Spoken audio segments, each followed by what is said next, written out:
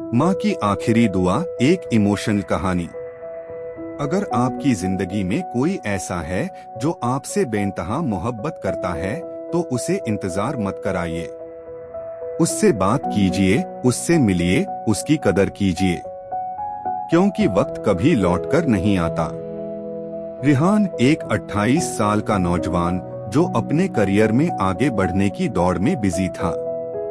वो देर रात तक लैपटॉप पर काम कर रहा था, आंखों में सपने और दिल में सिर्फ कामयाबी की भूख।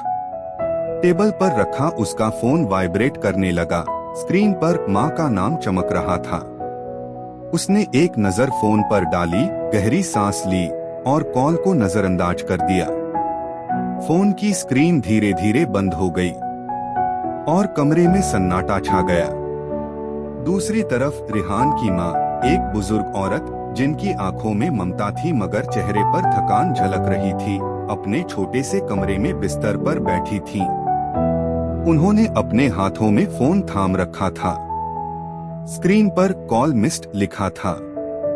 उन्होंने हल्की मुस्कान के साथ फोन मेज पर रख दिया और खुद से बुदबुदाई, मेरा बेटा बहुत बिजी होगा, अल्लाह करे वो खुश रहे, सलामत रहे। उन्होंने अपने कांपते हाथ जोड़कर दुआ की, उस बेटे के लिए जिसे उनके लिए वक्त निकालना मुश्किल लगता था। अगली शाम जब रिहान अपने दोस्तों के साथ एक रेस्टोरेंट में बैठा हंस रहा था, उसके फोन की स्क्रीन फिर से चमकी, माँ कॉलिंग। इस बार उसने बेमन से फोन उठाया। हाँ माँ, मैं अभी थोड़ा बिजी हूँ, बाद में बात करूँ। दूसरी तरफ से बहुत धीमी आवाज आई, बेटा, बस तुझे देखने का दिल कर रहा था, कभी फुर्सत मिले तो मिलने आ जाना। रिहान ने अनमने ढंग से जवाब दिया, माँ इस वीकेंड आ जाऊंगा, ठीक है, आप अपना ध्यान रखना। फिर बिना इंतजार किए फोन काट दिया और दोस्तों के साथ फिर से हंसने लगा। उसे पता नहीं था कि ये उसकी माँ की आखिरी कॉल थी।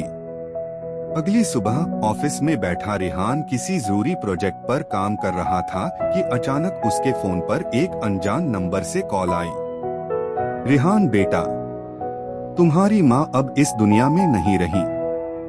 फोन उसके हाथ से गिर गया। दुनिया जैसे रुक गई। उसकी सांसें तेज हो गईं। दिल जोर जोर से धड़कने लगा। नहीं, ये नहीं हो सकता। वो सब कुछ छोड़कर भागा, लेकिन अब बहुत देर हो चुकी थी। घर पहुंचते ही उसने देखा सफेद चादर से ढका माँ का जिस्म, चारों तरफ मातम का माहौल। रिहान कांपते कदमों से आगे बढ़ा, माँ के पास बैठ गया और उनकी ठंडी हथेलियां पकड़ ली। आंसू उसकी आंखों से रुकने का नाम नहीं ले रहे थे। माँ, देखो मैं आ गया हूँ, बस एक बार उठो प्लीज। लेकिन अब कोई जवाब नहीं था। तभी किसी ने उसके हाथ में एक छोटा सा खत थमा दिया, माँ का आखिरी खत। मेरे प्यारे बेटे रिहान के लिए। बेटा, मुझे पता है तू बहुत बिजी रहता है। मैं तुझे कभी परेशान नहीं करना चाहती थी, बस तुझे एक बार देखने की ख्वाहिश थी। लेकिन कोई बात नहीं, मुझे तुझसे कभी शिकायत नहीं थी। मैं जहां भी रहूं तुझे हमेशा दुआएं देती रहूंगी। बस एक बात याद रखना बेटा, कामयाबी, पैसा और शोहरत कभी अपनों के प्यार की जगह नहीं ले सकते। अपने चाहने वालों को वक्त देना सीखो, इससे पहले कि बहुत देर हो जाए। रिहान ने खत को सीने से लगा लिया और जोर जोर से रोने लगा। उसका दिल फट रहा था। उसे समझ आ गया था कि उसने क्या खो दिया। कुछ दिनों बाद रिहान अपनी माँ की कब्र पर बैठा था। उसके हाथों में एक गुलदस्ता था, आंखों में पछतावे के आंसू। उसने हल्की आवाज में कहा, माँ, अब मैं कभी अपनों को नजरअंदाज नहीं करूंगा, मैं वादा करता हूँ। सूरज ढल रहा था, ठंडी हवा बह रही थी। रिहान की आंखों से आंसू गिरते रहे। कभी उन लोगों को नजरअंदाज मत करो जो तुमसे बेइंतहा प्यार करते हैं। एक दिन वो इस दुनिया में नहीं होंगे। समय रहते उनकी कदर करो। अगर आपके पास आज वक्त है तो अपने माता पिता को याद करिए, उनसे बात करिए, उनके साथ वक्त बिताइए, क्योंकि पैसा, शोहरत और कामयाबी लौट सकती है, लेकिन वक्त और अपने कभी वापस नहीं आते।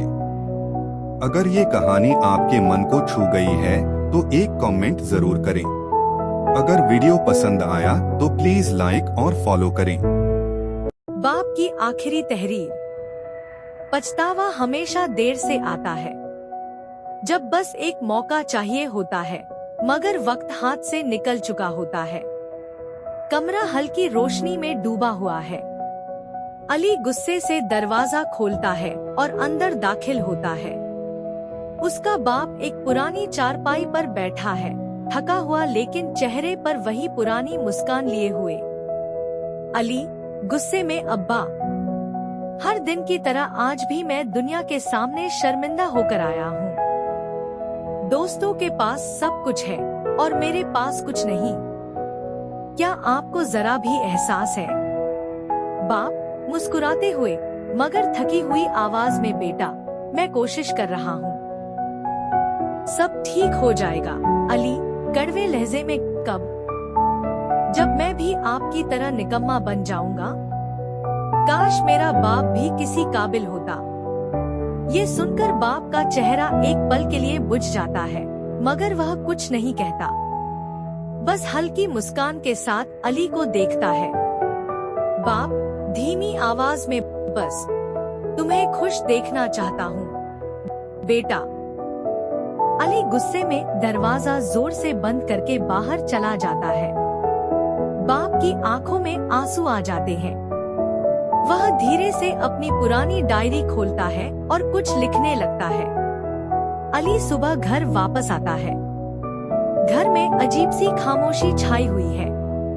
वह हैरानी से चारों तरफ देखता है, फिर सीधे अपने बाप के कमरे में जाता है।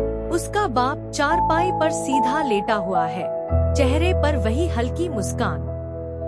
अली धीरे से हिचकिचाते हुए, अब्बा। कोई जवाब नहीं आता। अली करीब जाकर उन्हें हिलाता है, मगर बाप बेहरकत पड़ा रहता है। उनके हाथ ठंडे हो चुके हैं। अली चीखते हुए, अब्बा आ। कमरे में एक पुरानी डायरी रखी होती है। अली कांपते हाथों से उसे उठाता है और पढ़ने लगता है। मैं जानता हूँ मेरा बेटा मुझसे नाराज है, लेकिन मैं उसे कामयाब होते देखूंगा और उस पर फख्र करूंगा।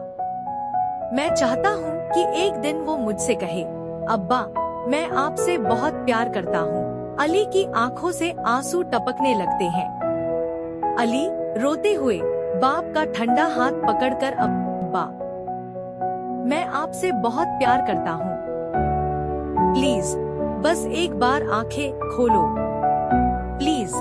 पछतावा हमेशा देर से आता है, जब बस एक मौका चाहिए होता है, मगर वक्त हाथ से निकल चुका होता है। अगर ये कहानी आपके मन को छू गई है तो एक कमेंट जरूर करें। अगर वीडियो पसंद आया तो प्लीज लाइक और फॉलो करें।